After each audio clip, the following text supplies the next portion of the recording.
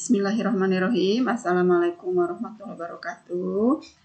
Selamat jumpa kembali semua siswa kelas 12 kimia tekstil dan akuntansi. Selamat berjumpa kembali dalam pembelajaran Ibu, pelajaran bahasa Indonesia. Setahun kita tak jumpa dalam pelajaran bahasa Indonesia. Kita kembali berjumpa pada saat ini meskipun masih masa PJJ. Semoga kalian semua tetap semangat ya, dan motivasi belajarnya tetap tidak berkurang. Selamat mengikuti pelajaran bahasa Indonesia. Nah, pada mata pelajaran bahasa Indonesia untuk kelas 12 ya, kalian belajar kembali bersama dengan Ibu ya. Di sini Ibu ingin memperkenalkan tentang kompetensi inti, pengetahuan dan kompetensi inti yang berkaitan dengan bidang keterampilan. Kompetensi inti bidang pengetahuan kalian di sini nanti diharapkan dapat memahami, menerapkan, menganalisis dan mengevaluasi tentang pengetahuan faktual, konseptual, operasional dasar dan metakognitif sesuai dengan bidang dan lingkup kajian bahasa Indonesia. Dan pada kompetensi keterampilan kalian diharapkan dapat melaksanakan tugas spesifik dengan menggunakan alat informasi dan prosedur kerja yang lazim dilakukan serta memecahkan masalah sesuai dengan bidang kajian bahasa Indonesia dan mampu menampilkan kinerja di bawah bimbingan dengan mutu dan kuantitas yang terukur sesuai dengan standar kompetensi kerja. Adapun kompetensi dasar yang akan kita pelajari pada kesempatan ini yaitu mengenai mendeskripsikan isi dan sistematika surat lamaran pekerjaan yang dibaca, dan pada kompetensi dasar keterampilannya kalian harus mampu menyajikan simpulan sistematika dan unsur-unsur isi surat lamaran baik itu secara lisan maupun secara tulisan. Nah, setelah mempelajari bab ini, kalian diharapkan mampu mengidentifikasi isi dan sistematika surat lamaran pekerjaan, kemudian mengidentifikasi unsur kebahasaan surat lamaran pekerjaan, dan mampu menyajikan sistematika dan isi surat lamaran pekerjaan, kemudian menyusun surat lamaran pekerjaan dengan memperhatikan isi, sistematika, dan kebahasaan. Yang mana surat lamaran ini sangat kalian perlukan setelah kalian lulus dari SMK. Yang akan melamar pekerjaan pasti kalian akan membutuhkan surat lamaran pekerjaan. Oleh karena itu, ikuti pembelajaran ini secara baik supaya pas nanti kalian bisa menulis surat lamaran tanpa kebingungan. Di akhir nanti kalian sekolah dan akan melamar pekerjaan. Nah, baiklah, pada materi pembelajaran 1 ya, bagi yang sudah memiliki buku kalian tinggal buka saja materi pembelajaran 1, itu tentang mengidentifikasi isi dan sistematika surat lamaran pekerjaan. Nah, di sini surat sebelum Ibu menjelaskan tentang sistematikanya, terlebih dahulu kalian harus mengetahui dulu apa itu surat ya. Nah, surat merupakan alat komunikasi untuk menyampaikan informasi tertulis dari suatu pihak kepada pihak yang lain ya. Dan berdasarkan pemakaian surat, pemakaiannya surat ini dikategorikan menjadi 7 jenis. Mungkin kalian ada yang sudah tahu 7 jenis itu ya, tapi Ibu ingatkan: 1, surat pribadi, kedua surat resmi, ketiga surat niaga, surat dinas, surat sosial, dan yang keenam yang akan kita bahas adalah surat lamaran pekerjaan, dan ada juga surat elektronik.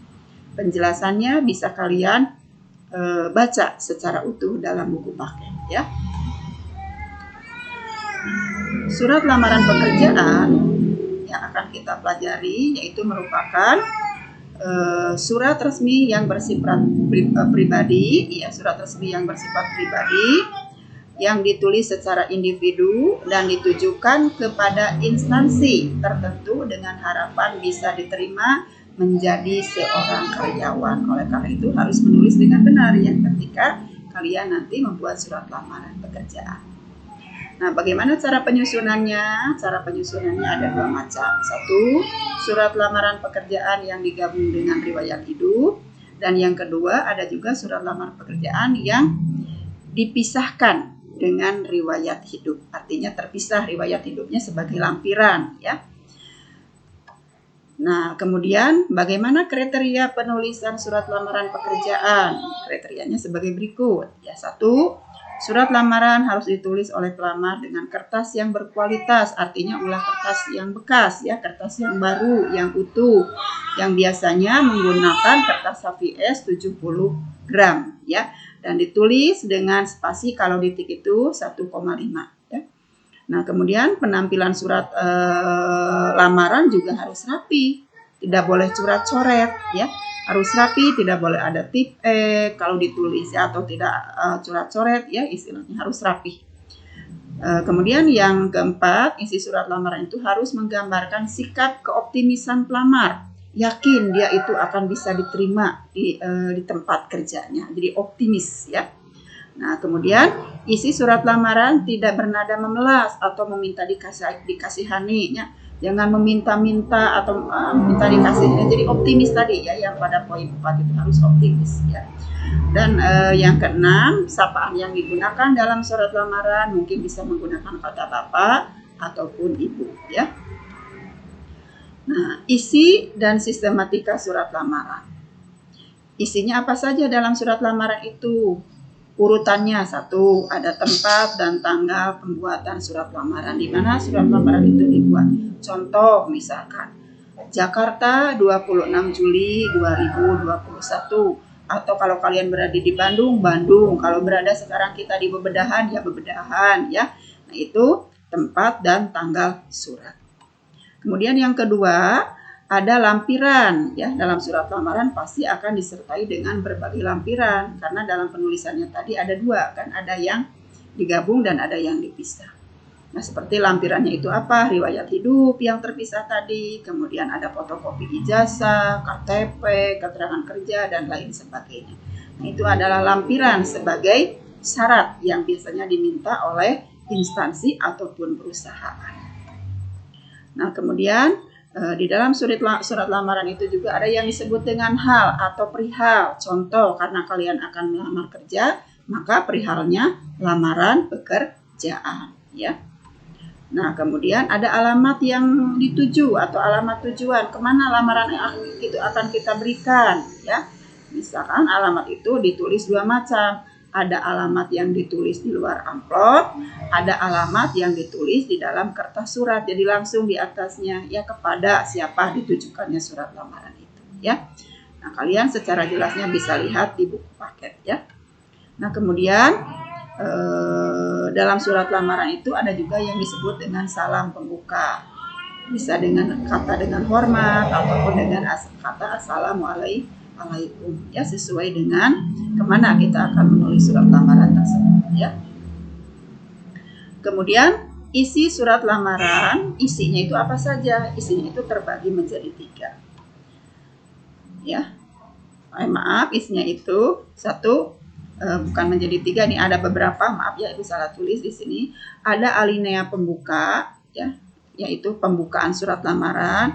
Ada alinea isi yang biasanya berisi tujuan kita melamar di bidang apa tujuannya, dan ada alinea penutup yang biasanya istilahnya akhir dari penulisan surat lamaran itu, menutup ya dengan ucapan demikianlah biasanya.